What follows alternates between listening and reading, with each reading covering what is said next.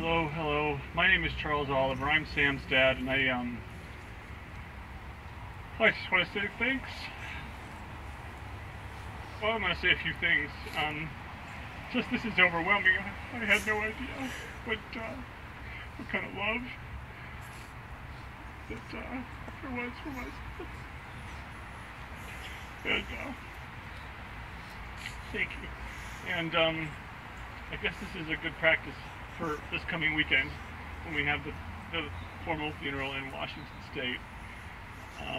But this really is something, because I don't know 98.9% of you, but to look in your new and unseen faces and know that we share a tremendous bond is really something. To know that while he's been away all this time, doing wonderful things, now I get to see the lives that he's touched here. I already know all the lives he's touched in Ojai and in Bainbridge and all the places we've lived, which are way too many. But to see this is really a beautiful thing, to see just the power of his influence in a new and unfamiliar place that I had nothing to do with. I can't claim anything to do with what's happened here, and that's just a beautiful thing to know that it was all Sam. Now, I don't want Sam is even though I know you guys understand the impact of his depression in his life, he was tremendously powerful at being able to be happy despite it. And I know you know that. I know you know I know it sounds ironic, but I know you know what a happy person Sam was. So, first thing I want to ask everyone to do is to take off your shoes, because that's what Sam would have you do. So just take off your shoes and feel the ground in your feet, because if Sam was here, that's what he'd do. He'd walk all the way here from his apartment barefoot.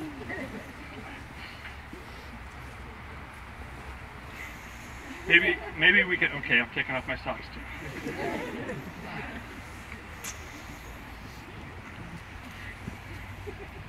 That's what it feels like to be Sam. I hope it's okay that I take a couple minutes. I just think there's a couple things I could say that may be helpful to you that have been helpful to me over the past few days. Many of you know the history of Sam, many of you don't. But I can tell you that Sam has suffered with depression for about 8 to 10 years. When he was only 12 or 13 years old is when it started, and it flipped like a switch. And I remember so clearly holding my little 13-year-old in his bedroom where he was crying uncontrollably and didn't understand why. Why was he sad? And I couldn't tell him why. Okay, I'm going to get through this. So I remember telling him, Sam, I don't know why either.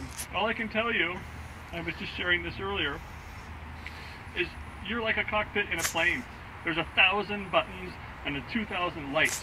And you walk in and it just looks insanely confusing. And all of a sudden a light goes on, it says your engine's burning. But it's not. Your engine's fine. The engine's not broken, but the light is.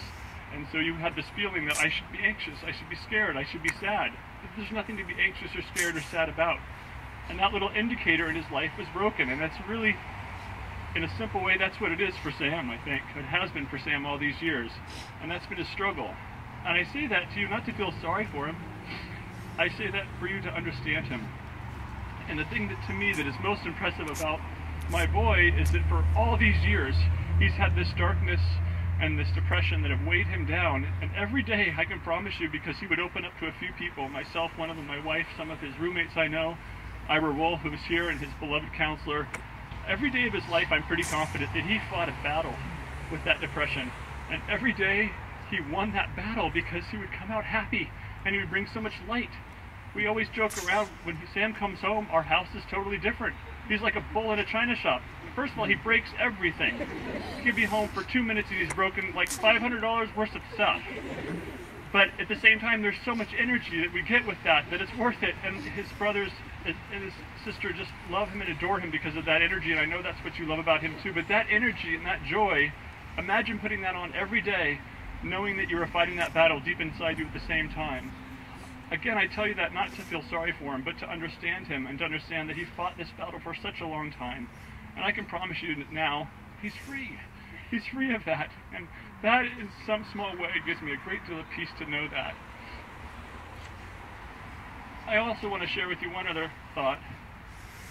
Okay, that I keep talking for another thought. One other. These guys are just so wonderful. I have to tell you, they're like my new sons.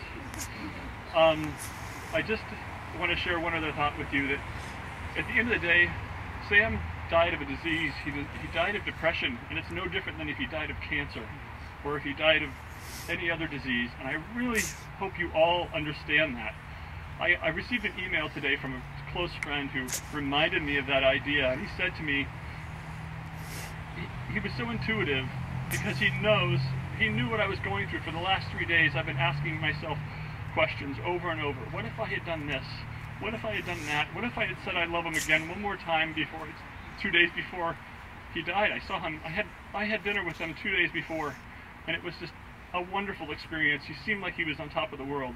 But I keep doubting myself. What if I had done something differently? What if I had loved a little more freely? There's no one who loves as freely as Sam. And I keep doubting myself that what did I do to contribute it? And I would bet that there's a group of you here who have asked yourself that same question in the last few days. What could I have done? Maybe I could have done something, said something, been there for this or that. And I want you to know that you could have no more changed what happened. You could no more cured his depression and stopped this from happening than you could have cured him if he had cancer. It's really that simple. And so no matter if you're feeling in any way some sort of guilt or misunderstanding, and I know some of you are because you've expressed that to me, I just want you to know it's not that. It's a cumulative battle he fought for 8 years, and we were lucky to have him as long as we did and to be inspired by him and loved by him. And I just want to thank you again for being here, for being his friend, for loving him, for being the biggest damn family I've ever seen. This is amazing. It really is. And just thank you so much. And I count you as family. Thanks.